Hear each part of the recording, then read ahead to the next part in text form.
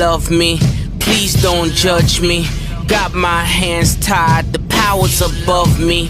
Don't shoot the messenger, I'm just a puppet here. If you wanna place blame, then look to the puppeteer. Family, fortune, envy, jealousy, privilege, passed on, legacy, secret, sabotage, borderline, felony, suicide, subtract, selfish, pedigree, yeah.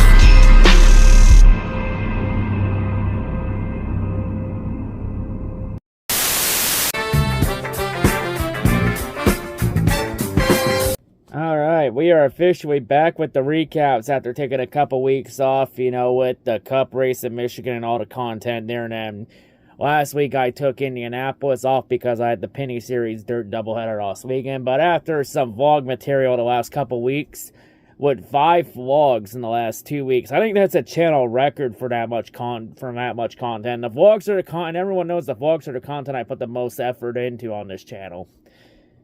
So yeah. But we'll be taking a break from the vlogs for a couple weeks. But yeah, the recaps are back for a couple weeks until Labor Day weekend, when for the Penny Series race at Canadian Tire Motorsports Park on Labor Day Sunday, the same day as the Southern 500 at Darlington. So yeah, that will be the next break we will have from the recaps. So we'll have recaps for 2 more weeks now. But yeah, we had Watkins Glen this week. A lot of chase drama, a lot of other stuff, and a lot of questions about this car that needs to be addressed. We will get to all that in this recap. So yeah, let's take a look. But before we continue on, though, we do have a couple chase clinch scenarios that did happen in Indianapolis last week during my break. So we will go over them now and get all those clinches done. Of course, we have India with the Cup race with Michael McDowell with McDowell's impressive win. Which that win was very impressive. Easily the most impressive drive out of McDowell's career so far. Like, the most impressive drive he's had since, that Xfinity win he had at Road America a few years ago. But yeah, with that win, Michael McDowell, he has officially clinched his spot in the chase. And with how much that front row has improved the last couple years, there's a good chance McDowell could be a good sleeper pick for the chase if the right circumstances play out. But hold up, I am not finished quite yet, because in Xfinity, since Todd Gibbs won the Xfinity race, this means that a win now in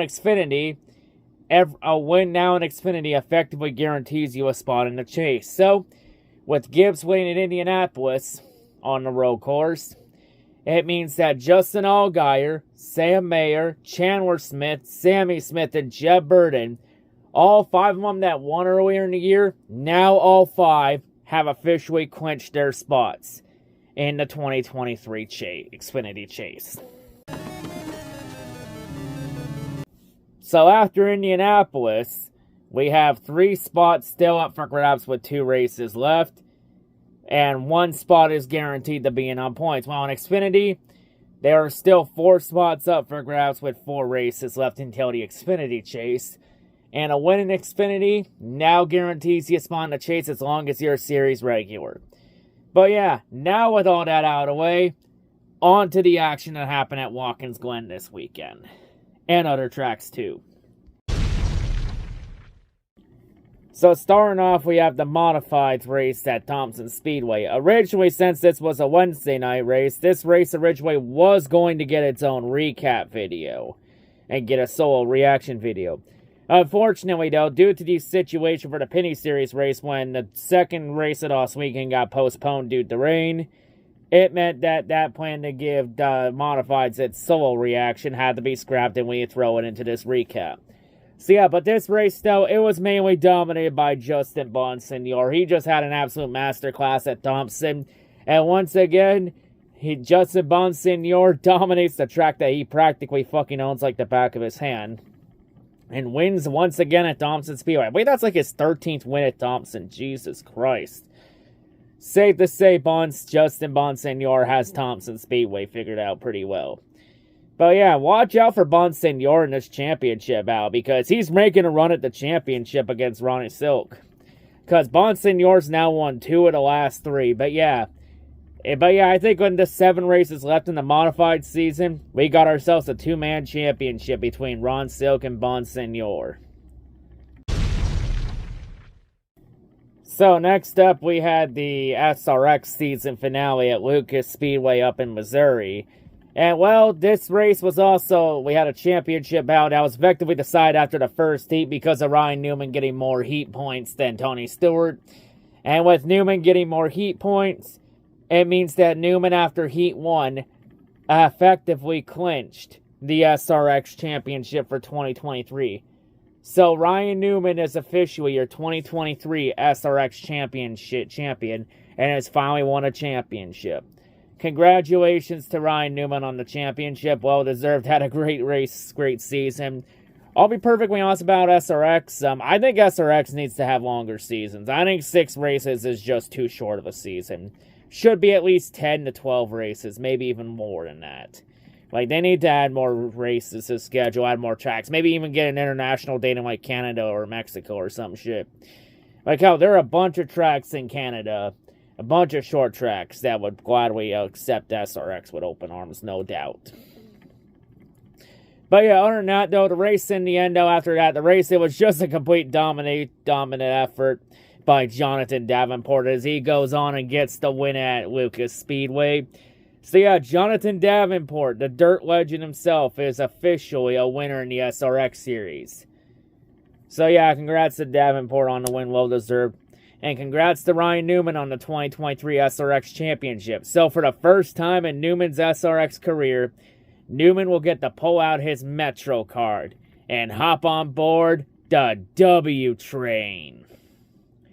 But yeah, SRX though, it was good to see it on Thursday nights again. You know, still a lot of things still that need to be decided on, that need to be improved on the series. Like, as good as the series has been, it can always be better. There's always room for improvement no matter what.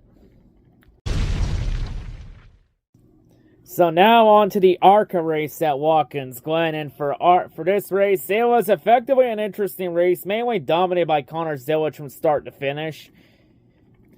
But this race got interesting because it did rain for this race. So yeah, add Watkins Glen to the list of NASCAR weekends that were affected by weather. Jesus Christ. So what is that now? That I believe that's 18 out of 26 weekends now affected by rain. It's either 18 or 19. But yeah, good lord. Good lord, NASCAR just always happens to bring rain with them. They just seem to have some kind of rain magnet or some shit. But yeah, the ARCA race ended up in rain, and they raced in the rain on the rain tires. Yeah, ARCA running on rain tires. You never thought you'd see that, didn't you? Just like how most people probably back in the day didn't think we'd ever see ARCA on a road course, but here we are now. But yeah, and then it would get to a one-lap shootout. And then when it looked like Connor Zillage was going to get the win, Jesse Love then did the bump and run on Connor Zillage. And Jesse Love steals the win on the last lap to take that Watkins Glen. And honestly, as many times as I give Jesse Love shit in the series, this one I'm not going to give Jesse Love shit here. Like, the question of was that fair play or foul by Jesse Love? Easily fair play by Jesse. Like, that was just a hard racing deal.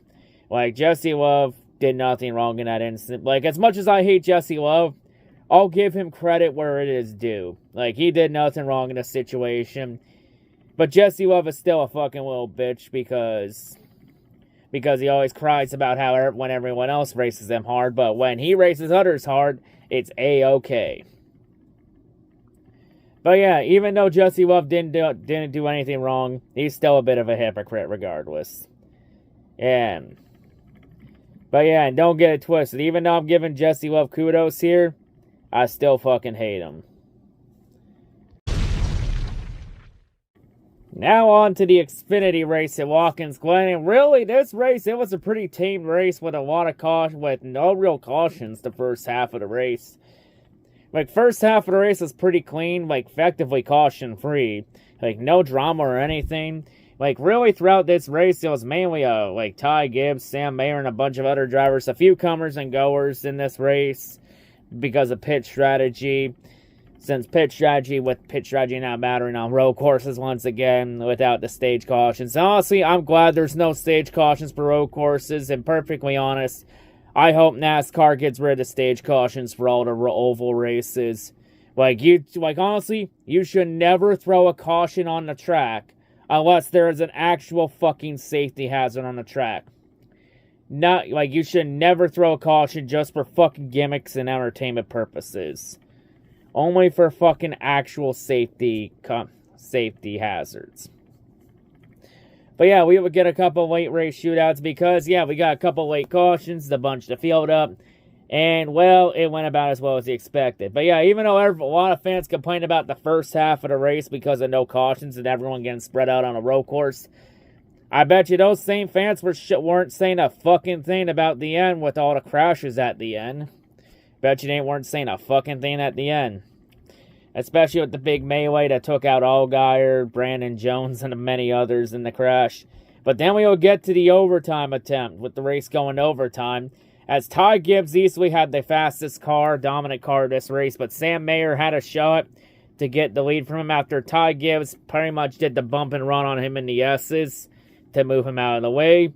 And then Sam Mayer got his payback by effectively dumping him in turn 1 on the restart attempt. And then, despite getting a tire rub and everything, Sam Mayer would then do everything in his power to hold off Sheldon Creed. And Sam Mayer goes on and gets his second win of the season, winning at Watkins Glen. So, yeah, Sam Mayer got the win, controversially dumping Ty Gibbs on the second last restart. The question was, was that bump and run warranted of a dump? Probably not, but, I mean, with how many bridges Ty Gibbs has burned in the past, I mean, it's really hard to feel any sympathy for him, especially after Martinsville last year when he wrecked his own teammate for the win, when Ty Gibbs was already locked in the chase into the Final Four, so really hard to have any sympathy for Ty Gibbs after last year, with every bridge he's burned. With every bridge he burned last year, especially with the fan base. But yeah, and honestly, the post-race altercation went pretty maturely, even though Ty Gibbs did give Sam Mayer a little one-finger salute, telling Sam Mayer he's number 1. I mean, to be honest, Sam Mayer already knows he's number 1. I mean, the number 1 is already on Sam Mayer's car. So, Sam Mayer already knows he's number 1. But yeah, but Ty Gibbs did take a very mature jab at Sam Mayer, saying that Sam has more starts, but Ty Gibbs has more wins in Xfinity. Well, honestly, that whole altercation's gone a lot more peacefully than we've seen in the past. Especially in Martinsville last year when Ty Gibbs chose to fight Sam Mayer like a pussy with his helmet on. But yeah, Sam Mayer gets his second win of the season. So yeah, with Sam Mayer winning the Xfinity race, it means that now at least one driver in Xfinity is guaranteed to make it in on points. But yeah, we'll talk about the Xfinity chase grid later in the video. But yeah, Sam Mayer gets the win. And to be perfectly honest, Ty Gibbs honestly had no business being in this race and being a leech. And then Sam Mayer took a jab at Ty Gibbs for being a cup leech during his post-race interview too. So, honestly, that whole altercation, it went a lot more maturely than everyone thought it would be, I guess. Because, before honest, I thought Ty Gibbs was like gonna fucking do a Denny Hamlin and interrupt Sam Mayer's burnout, but that didn't happen. Maybe Ty Gibbs is slowly maturing after all. It may take some time, though, just with all the bridges he's burned, but he's making some steps in the right direction. It'll take time, though. So now on to the ARCA West race at Evergreen Speedway. In this race, it effectively became the Sean Hangarini show after lap 56. As once Hangarini got the lead on lap 56, Hangarini never looked back and just completely dominated the race, leading nearly 2/3 of it. And Sean Hangarini gets his 4th ARCA West win of the season. Jesus Christ. He's putting together a very solid season. Like, all of Sean Hangarini's top 5s this year have been wins in ARCA West. And with Sean Hangarini getting the win, it means now Sean Hangarini becomes your new points leader in ARCA West with 4 races left. As, yeah, we're shaping up to have a 2-man battle for the championship down to the wire in the ARCA West series between Sean Hangarini and Landon Lewis. Oh, dear God. Landon's really about to blow this championship, isn't he, to Sean Hangarini? Fuck. Well, shit, then. All I say is, yeah. But, yeah, congrats to Hangarini on the dominant win. But, yeah, Hangarini, he's making a case for the ARCA West title. Who will win this championship battle? Will it be the rich kid that will wreck his fucking teammate for wrecking him too hard? Or Landon Lewis, a nice guy? Probably the first option because douchebaggery tends to get rewarded in today's society. But yeah, tune into the last 4 races of the ARCA West season to find out. Now we're heading back to main ARCA as, yeah, the ARCA series had a second race this weekend after Watkins Glen, only 2 days off, because they were racing once again in Springfield, Illinois. No, not the Springfield from the fucking Sims, not that one. At least, I don't think that Springfield is based off of Springfield, Illinois. I'm not 100% sure where that Springfield is supposed to be based off of from the Sims. You know, someone will have to educate me on that. I'll have to do my own research on it. So, yeah. Don't think it was based off Springfield, Illinois. It might have been, but I'm not 100% sure. Someone will have to correct me if I'm wrong. But, yeah, they were racing at Illinois State Fairgrounds for their first dirt track race of the season. So, yeah, the first part of this race, it looked like it was going to be another Jesse Love domination of fest. Until 15-year-old Brent Cruz, his teammate, came in and said otherwise. As Brent Cruz early in the race would come on, and he would do the bump and run and move Jesse Love out of the way. Uh-oh, he raced Jesse Love hard. You know what that means. In fact, let's take a live look at Jesse Love's radio after Brent Cruz did the bump and run on him and raced him hard. I expect nothing different from Jesse Love. As effectively once Brent Cruz took the lead, he effectively never looked back, as this race wasn't a wreck fest like we've seen on the other previous dirt races, especially with how hard it is to drive on dirt. But yeah, Brent Cruz, he would go on and he would win this race by almost 21 seconds. Yeah, winning by 21 seconds on a dirt track. Honestly, you would expect this type of shit on a road course, but a dirt track? Damn. That's kind of impressive from Brent Cruz to win on a dirt track this year. But yeah, Brent Cruz' second career start, he gets his first career ARCA win. So yeah, Brent Cruz is a fish wheel winner in the ARCA series. Unfortunately, no, he can't run full-time anytime soon because he's nowhere near the age of 18 yet. Like, he's currently 15 years old, but hey, Brent Cruz, he's probably going to be running an ARCA East or West full-time next season and only running and he'll probably run all the short tracks and road course races for ARCA, main ARCA next year on the part-time schedule. But yeah, I say watch out for Brent Cruz in the future. He definitely has a bright future 100%. I mean, hey, all I say to Brent Cruz is please, for the love of God, do not get corrupted by the Toyota bullshit, TR Toyota bullshit, since we know a lot of young drivers tend to get corrupted by Toyota's bullshit. Just look at Jesse Love as a good example. Like, Brent Cruz, please, for the love of God, don't be like your teammate Jesse. Please, or Sean Hangarini, for the love of God. Just, actually don't be corrupted by Toyota for once, for the love of God, please. Not Jesus Christ. Are we ever going to have a point where a Toyota actually develops a good driver that isn't corrupted by Toyota's bullshit? Other than Sammy Smith? And now on to our main event of the weekend, the Cup race at Watkins Glen. And well, this race, it was an interesting race. After the first stage of this race, it looked like Michael McDowell was going to put on another clinic like he did at Indianapolis last week. Until Michael McDowell drove through one too many pit stalls on pit road after winning stage 1 and then making his pit stop on a green a lap or two later. And then he got a penalty. And that put McDowell at the back. And usually if it was a caution fest, it would be no harm, no foul. But sadly, Watkins Glen, this race wasn't a caution fest. Like, to be perfectly honest about this race, this race probably could have gone caution-free. We could have had a caution-free race at Watkins Glen. That would have been the case if Chase Elliott and Alan Gustafson and the 9 team can fucking communicate fuel mileage better. Because, yeah, the only caution in this race happened for Chase Elliott running out of gas after lap 50. So, we went 50 laps at Watkins Glen without a caution, which I believe is a NASCAR record in the modern era at Watkins Glen. Most green flag laps until the first caution comes out. See, look at that. We get rid of stage breaks, and now we're setting records again. Like, hell, the first 2 stages flew by so fast because it took 49 minutes to complete the first 2 stages of this race, which was 40 laps.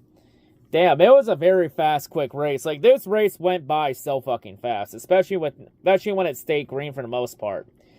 But yeah, Chase Elliott's team ran out of gas and Chase stalled in the bus stop and had to get pushed back to pit road, fell a lap down and stayed in that hole the rest of the day. Mainly because Elliott's team didn't communicate better and gave Elliott bad information about the fuel reserve, telling Elliott he had 3 laps left in the reserve tank. And then Elliott ran out damn near immediately. Jesus Christ, how the fuck do you mess up the fuel reserve tank on a road course? Because they told Elliott he had 3 laps left in the tank. Yeah, maybe 3 laps on an oval, but 3 laps on a fucking oval does not equal 3 laps on a fucking road course. Like, Jesus Christ, this 9 team has just found every single conceivable way to shoot themselves in the foot this year. Like, this has been a theme for the 9 team the last couple years since that championship win, to be honest. Like, to be perfectly honest, with how bad this 9 team is, yeah, they're in a must-win scenario entering Daytona next week now because of this race. But to be perfectly honest, I wouldn't even be pissed if Chase Elliott missed the chase this year. Mainly because, one, this 9 team has been so fucking inconsistent and bad this year to be perfectly honest, Chase Elliott and the 9 team don't fucking deserve to make the chase. Like, they haven't performed well when it has mattered the most. They don't fucking deserve to make it in. If Chase Elliott somehow wins Daytona next week and makes it in, then he's just effectively taking a spot away from someone that's more fucking deserving than him. And number 2, the Elliott fan base kind of needs to get fucking humbled, especially all those toxic darts in the fucking community, in that Elliott fan base. Like, that's like a good chunk of that fan base needs to be fucking humbled. Like, I'm sorry to all the good Elliott fans, but drastic measures need to be taken to humble those fucking inbreds once and for all. Because that fan base has been a toxic thorn in everyone's side for fucking decades. And it's about time they got fucking karma for their actions. But yeah, to be perfectly honest, so if Elliott and the 9 team missed the chase for the Drivers' Championship, that could force some changes to happen to that 9 team. And of course, everyone's saying Alan Gustafson should get fired for this. Let's be honest. I'll be perfectly honest. Firing Alan Gustafson will solve nothing with the 9 team. Because if Gustafson gets fired, he'll more than likely be getting replaced by Kevin Mendering, which will lead to more fucking problems. But hey, maybe Elliott fans will learn to appreciate Gustafson. And maybe they'll learn to appreciate a good thing once he's gone. Because, hey, sometimes you don't appreciate a good thing until it's gone. But then again, probably not, though, since for most of the Elliott fan base, that would require too many brain cells and common sense. Since, let's be honest, a good chunk of that Elliott fan base, common sense is pretty non-existent in the Elliott fan base. Not all the Elliott fans. There are good Elliott fans that have a brain, that have 2 working chromosomes in their brains and actually have common sense. But they always get a bad reputation from all the bad Elliott fans. Just don't get that twisted. Like, I love Chase Elliott, but I fucking can't stand most of his fucking fan base. Like, Elliott's fan base is easily the most overrated fucking fan base in the sport. Elliott as a driver is properly rated, but his fan base is fucking overrated as shit. But yeah, honestly, I honestly wouldn't feel anything if Chase Elliott missed the chase this year. Like, it would suck, yes, but honestly, with how that 9 team has been this year, they don't fucking deserve to be in, to be perfectly honest. But yeah, honestly though, something on that 9 team does need to change, because that 9 team has slowly been getting worse every year since that championship in 2020. And honestly, they can't keep doing the same thing over and over and over again, expecting a different result. That's the definition of fucking insanity. But anyway, with all that out of the way, back to the race itself. And yeah, once Michael McDowell got that pit road penalty, William Byron took the lead. And once Byron took the lead, he effectively never looked back, as he was never really challenged at all for much of the rest of the race. Even after that caution, he wasn't challenged at all. You know, just that 24 team executed everything perfectly and just drove a brilliant race. Even though at one point it looked like maybe Larson could have had an answer for him, until Larson got a speeding penalty for being too fast exiting on pit road, just as Elliott brought out the caution for stalling. And then Michael McDowell got another penalty for too many men over the wall too soon. And then late in the race, McDowell's car decided to die. Because initially, this happened during a commercial break. I initially thought McDowell ran out of gas until they're like, no, it was a car just lost power. So it was a battery issue. And yeah, that ended McDowell's race. And McDowell was the only driver to not finish the race. He was the only driver to DNF. Oof. But yeah, all I say to McDowell is, be glad you won Indy last week and you're in the chase now. But yeah, William Byron drove a brilliant race, and William Byron goes on. He gets his 5th win of the season and wins at Watkins Glen. And William Byron officially gets his first career win on a road course. And also, this is the 5th straight win for HMS at Watkins Glen. And they got these 5 wins with 3 different drivers. 2 with Chase Elliott, 2 with Kyle Larson, 1 with Wliily B. But yeah, good for William Byron to get a win before the chase begins, especially with how bad the 24 team has ran throughout much of the summer. I don't know what's up with Byron during the summer. I know Byron's team got a bit of a pass though throughout the summer, because they were locked into the chase in March when they got one at Phoenix.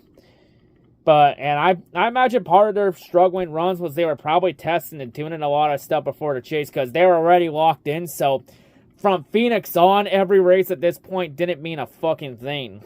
It didn't fucking matter at all. But yeah, which is kind of why I want the fucking winning you're in stipulation to go. And it should be decided on points if we're going to keep a chase playoff format. If you want to have a chase playoff format, at least make it fucking hard as humanly possible to make it in, not as fucking easy as possible. Either that or go to season-long points, but that latter option requires too much common sense, or makes too much sense. But yeah, William Byron gets his 5th win of the season, as William Byron's trying to make his case for the championship too. As to be perfectly honest, I think it's really between 2 or 3 drivers for the championship, between Truex, Byron, and I think Hamlin's making a case too with how consistent Hamlin's been the last couple months. But yeah, also, with William Byron winning this race, it means that 2 drivers officially clinch spots in the chase, because with Byron winning, it means that Brad Keselowski and Kevin Harvick have both officially clinch spots in on points in the 2023 chase. All I say is so Kevin Harvick, the old bastard, will have one last run at the championship before he retires. And honestly, with Harvick making the chase, he probably saved a lot of jobs at SHR with this. And also with Keselowski making it, will be the first time since 2014 that we had not 1, but 2 Roush Fenway cars make the chase. So yeah, after Watkins Glen, we have 15 spots officially decided on point in the chase, and that means entering Daytona, we have only 1 spot left up for grabs entering the regular season finale next week at Daytona. So yeah, and we all know how much of a chaotic crapshoot Daytona is. And honestly, I expect chaos to be no different next week. But yeah, this race went by very fast.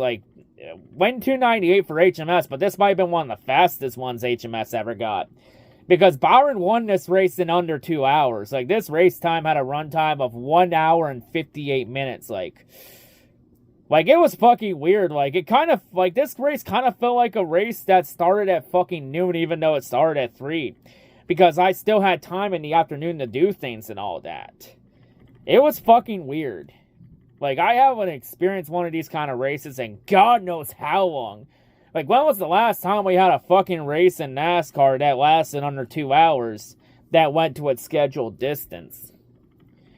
Like, what, the fucking 70s with fucking Hickory? I mean, that was the last time it happened? Like, this is the first time in the modern era where we had a race last under 2 hours that wasn't cut short because of rain and shit. But yeah, that's pretty shocking considering that the average run time of a cup race this year has been just over 3 hours and 7 minutes.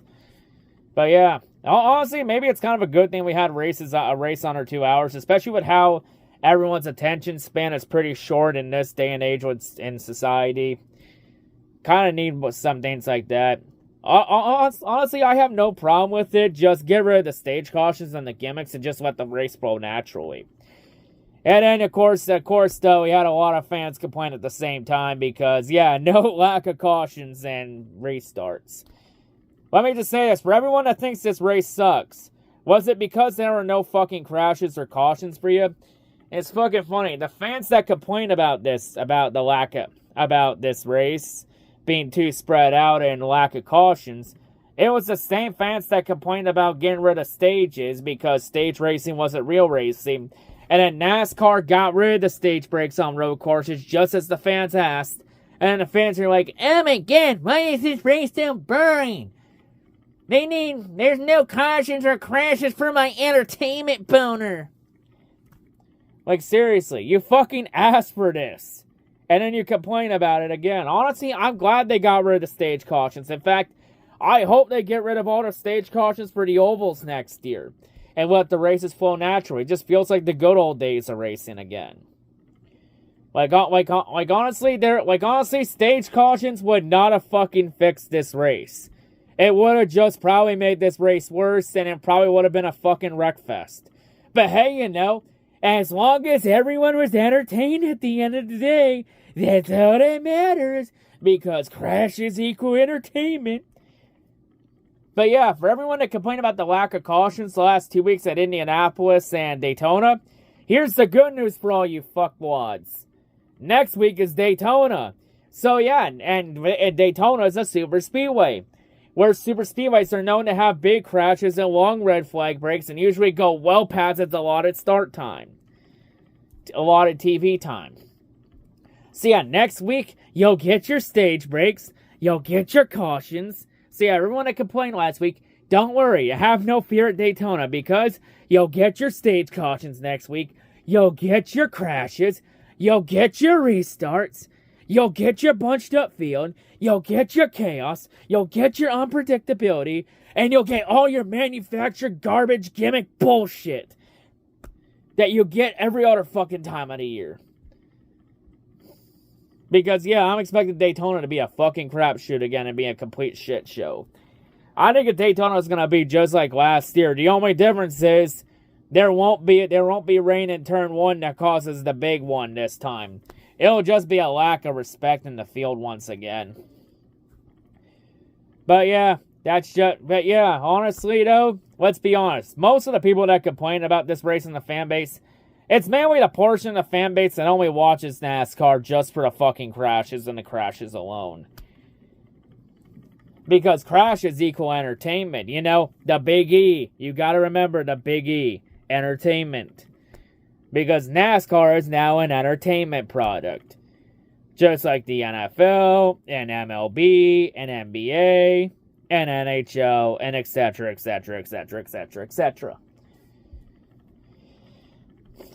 All I say is, hey, if you don't like this kind of road course racing, or you don't like real racing, then don't watch. If you want fucking crashes that bad, go to watch a demo derby. Demo derbies literally fucking exist for a fucking reason. Or hey, if you want fake entertainment so bad, go watch WWE. Plain and simple. But yeah, I'm just honestly sick and tired of fans complaining and bitching. Like, to be perfectly honest, for most of the darfs that bitch and complain about the sport and everything, Most of them probably only complain just to hear themselves talk and just chase some clout on the internet and just be a bunch of clout chasers on the internet. But listen, I will say this though. This car definitely does need to improve on road courses and short tracks too.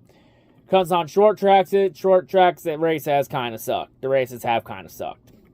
I don't know if getting rid of the stage brakes cautions will fix it or not. Probably not. But, I have no problem with the stage brake cautions, but the car does need to improve. Like, I think you need to get rid of the rear diffuser. I would say get rid of the rear diffuser on the back for the short tracks and road courses. I think that could help. I would probably say maybe increase the horsepower, put it up to 750, maybe 800, see if that works. And I would say you need to make a tire that can fall off pretty well. That can get big fall off here because there was really no tire fall off for this race. Like, fresh tires really didn't mean anything. It was just track position and clean air that made the biggest difference in this race. Like, I believe someone mentioned that the top 5 or 6 or 7 or some shit didn't change hands the last 25, 30 laps. But yeah, even though NASCAR has made some steps in the right direction with the sport, there are still a lot of things that need to be improved on it, especially with the next-gen car. As good as the racing has been with this car, it could be better. Because, like I said with SRX earlier in the video, there is always room for improvement.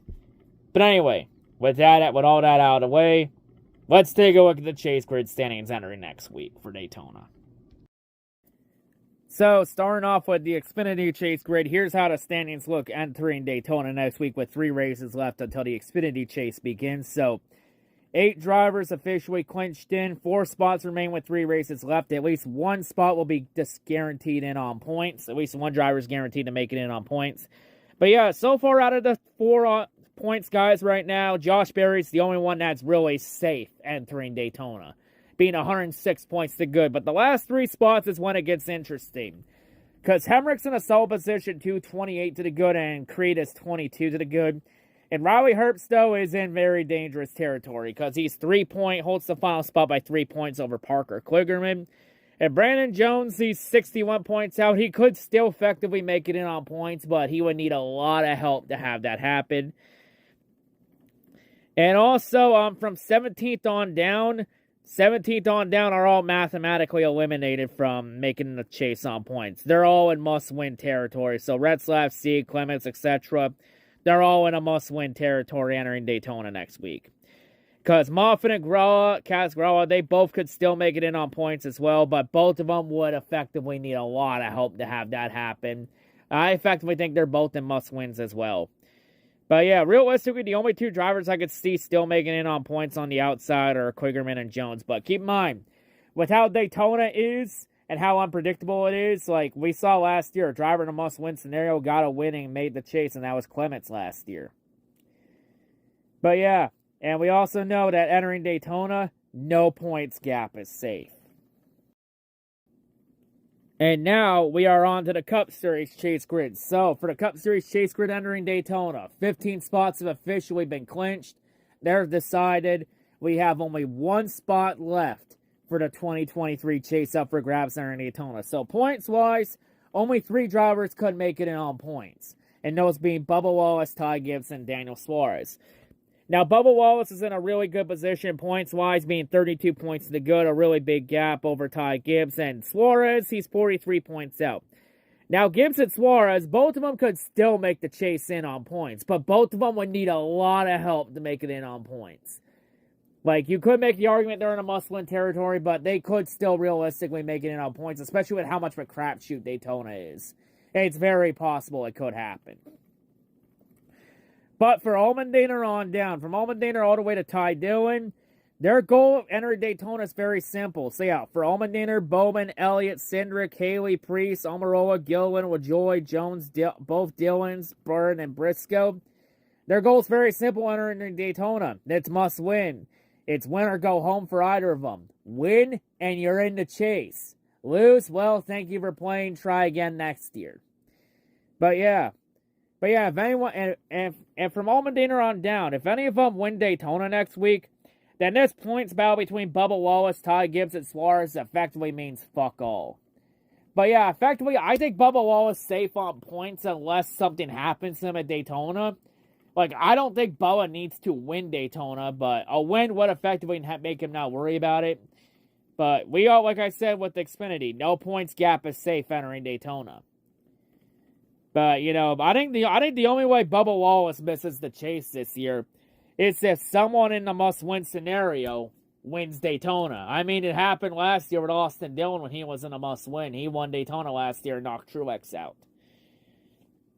I mean, it could happen, you know. We'll have to see what happens under Daytona. But yeah, a lot of questions will be answered after Daytona next week. Who will get that 16th and final spot? And who will get sent to Elimination Station? Tune in next Saturday to find out.